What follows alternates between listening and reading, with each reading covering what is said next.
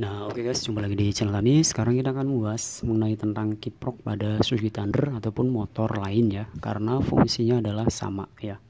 Jadi sekarang kita akan membahas mengenai tentang penyebab-penyebab kenapa bisa rusak ataupun mati ya. Kalau untuk rusak dan mati itu biasanya efek dari berkendara itu terlalu lama dan panas, tidak istirahat sehingga komponen di dalam ini jebol. Nah, jika udah jebol, maka tidak akan bekerja si regulator kiprok ini, ya. Maka akan mengakibatkan si pengisian pada aki juga tidak akan maksimal, ya. Artinya seharusnya 14,3 volt menjadi 5 volt, 6 volt, ataupun blast tidak ada pengisian jika putus jebol, ya. Itu untuk tentang kiprok. Kemudian untuk penyebab selanjutnya adalah si lampu sering putus. Artinya jalur arus pada si spool ini, jalur spool ini pengisiannya itu yaitu AC, yaitu kisaran 20 sampai 25 volt AC ya.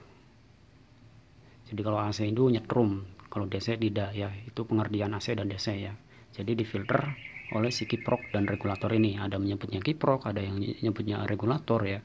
Disaring intinya ya. Nih. Jadi kalau misalnya teman-teman motor Thundernya sering lampunya putus, 3 sedikit langsung putus, nah biasanya udah over. Artinya si regulator ini udah tidak bisa menampung ataupun udah jebol. Jadi arus dari spool ini tembus ke arah jalur kabel bodi.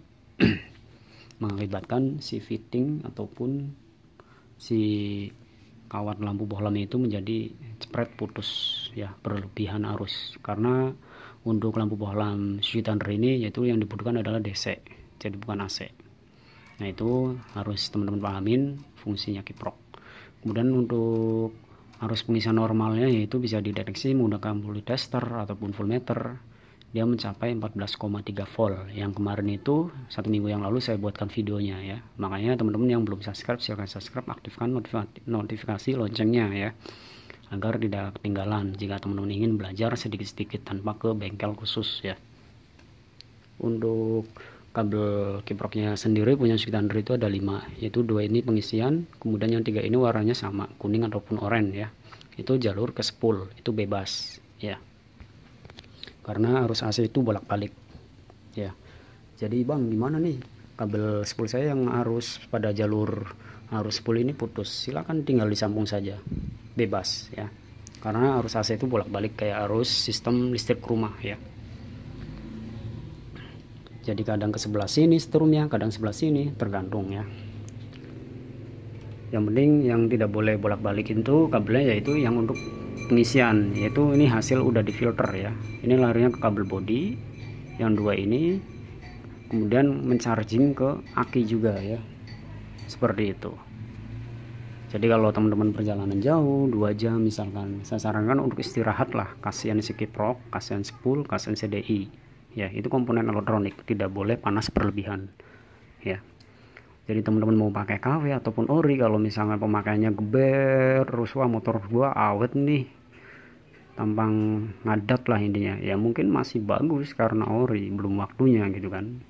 Tapi kalau udah pemakaian jarak jauh tanpa istirahat, pakai lagi jarak jauh, lama-kelamaan jebol kiprok. Ini kalau orinya lumayan ya.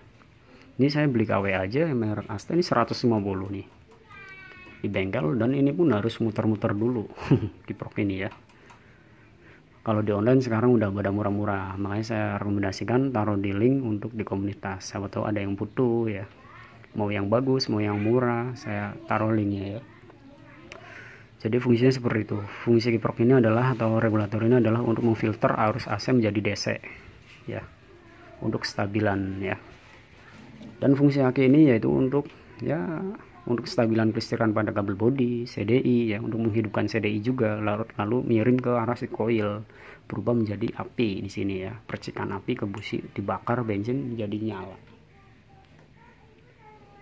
Oke, semoga bermanfaat untuk tentang kiprok Suzuki Thunder ya.